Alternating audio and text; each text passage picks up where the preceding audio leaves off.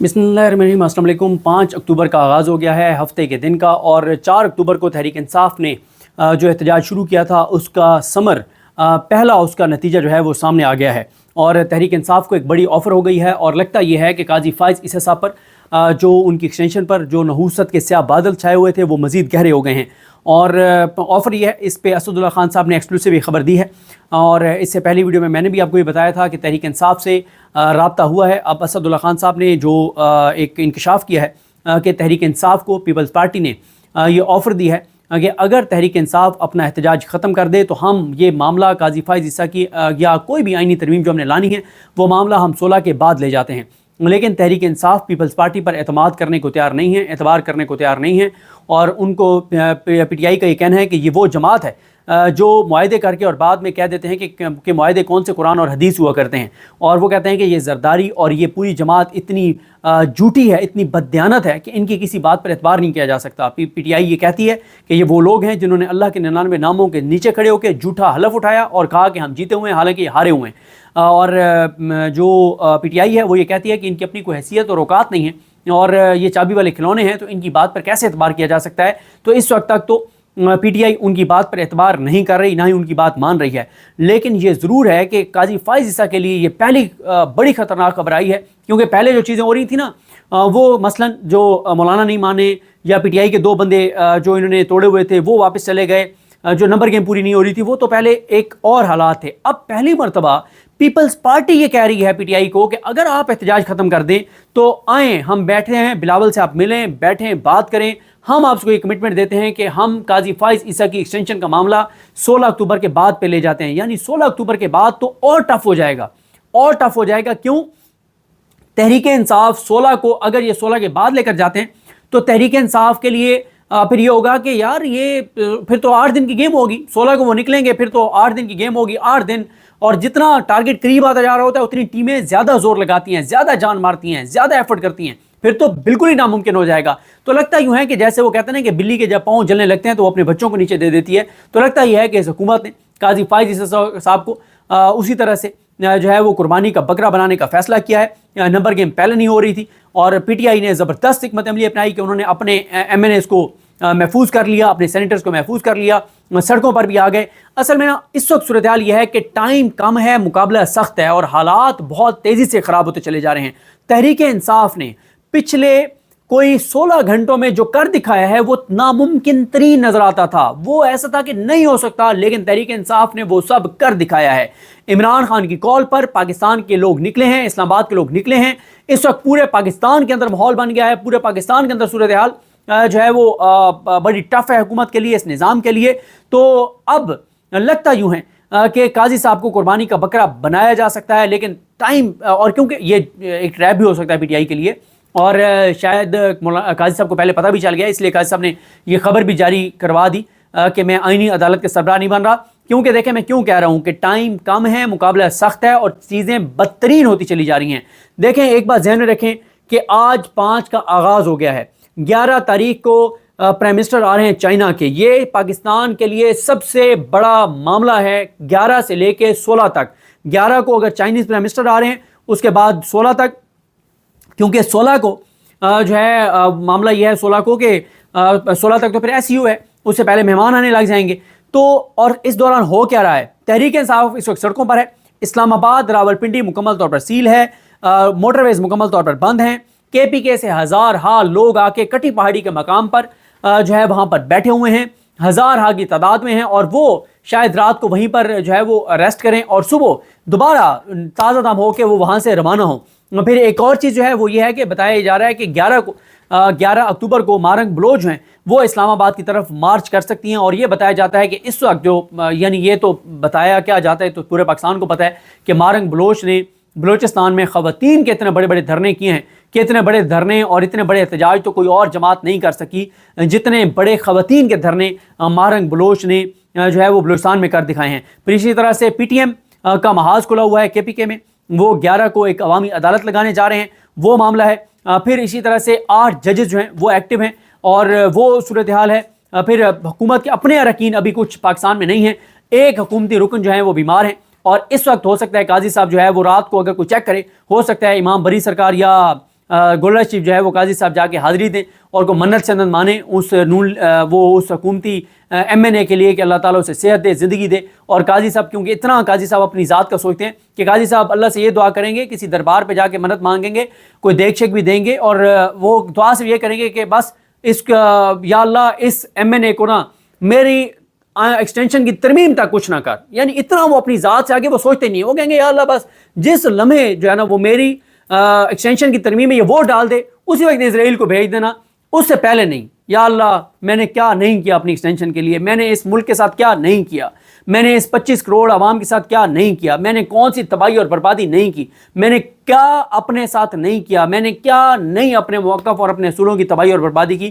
تو بس یہ ایک ووٹ میرے لیے بڑا اہم ہے. میں نے خود اپنے ووٹ پورے کیے ہیں، میں نے سیاسی جسم فروشی کو الاؤ کیا ہے، میں نے حکومت کو یہ ہتھیار فراہم کیا ہے کہ پی ٹی آئی والوں کو اٹھاؤ، ننگا کرو، کرنٹ لگاؤ اور جو کرو ان کی فیملیز کو اٹھاؤ، ماؤں بہنوں بیٹیوں کو اٹھاؤ، میری آئینی ترمیم کے لیے ووٹ پورے کرو.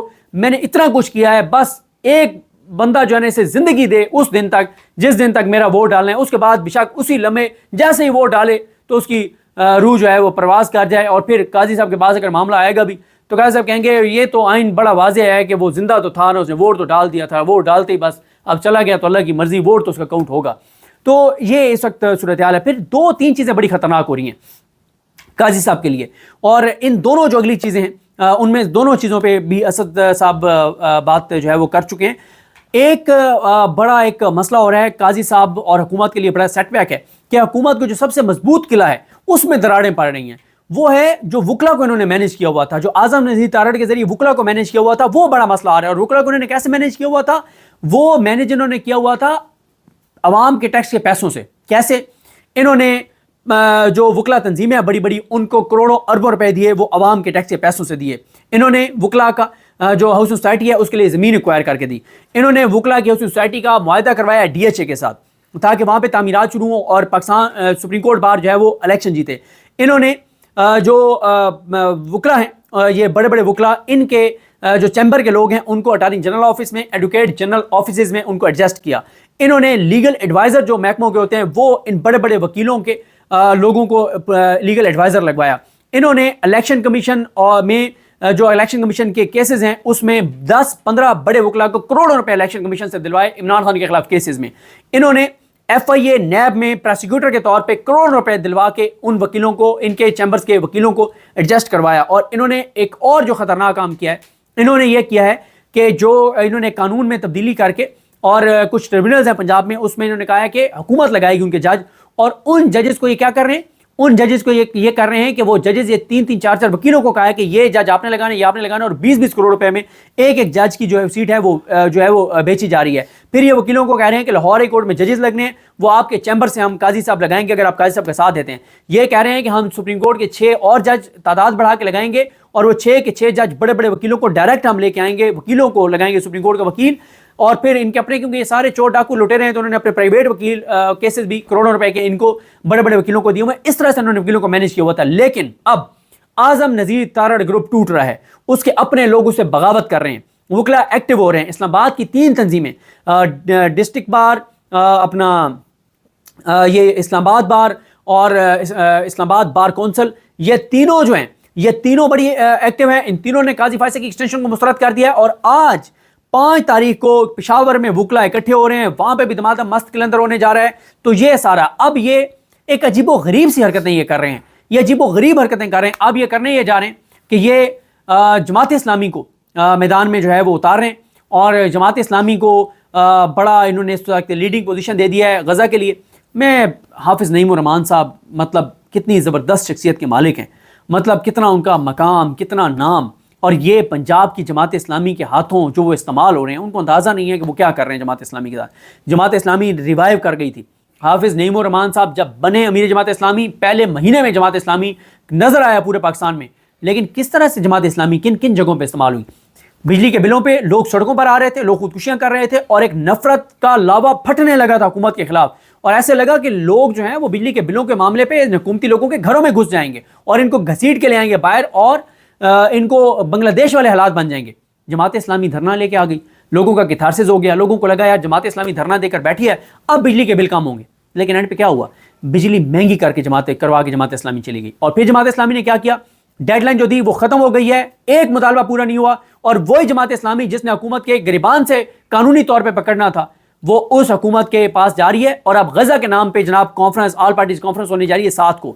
اس کے پیچھے واردات یہ ہے کہ جماعت اسلامی کے ذریعے یہ کروایا جائے گا کہ جناب 7 کو آل پارٹیز کانفرنس ہو رہی ہے غزہ پہ, تحریک انصاف لہذا دھرنا اور احتجاج ختم کر دے, تاکہ وہ جب ختم کرے احتجاج جو تحریک انصاف ہے تو یا 7 کو تحریک انصاف کو بہت مار چڑھائی جائے کہ جناب یہ غزہ کے اوپر کانفرنس ہو رہی ہے اور تحریک انصاف احتجاج کر رہی ہے, جماعت اسلامی اس کے اوپر فرنٹ پہ ہوگی, اور پھر 7 کو غزہ کے نام پہ پی ٹی آئی کو مار چڑھائی جائے گی, مارا جائے گا, پیچھے ہٹایا جائے گا غزہ کے نام پہ, اور اصل میں 7 کو پھر آئینی ترمیم کروا لی جائے گی, اور اس کے لیے استعمال ہو رہی ہے جماعت اسلامی.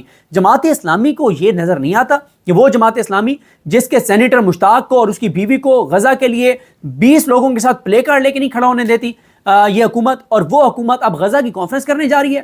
غزہ کے اوپر ہر پاکستانی, ہر مسلمان, ہر انسان پاکستان کا وہ غزہ کے ساتھ ہے, لیکن یہ حکومت جو غزہ کے اوپر پلے کارڈ اٹھا کے نہیں کھڑا ہونے دیتی وہ اچانک غزہ کے اوپر کانفرنس کرنے لگ گئی ہے.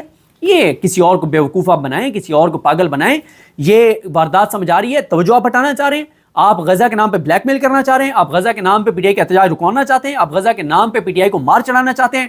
دیکھیں یہ تحریک انصاف جو پروٹیسٹ کر رہی ہے غزہ کے لیے بھی یہی پروٹیسٹ ہے. کیوں؟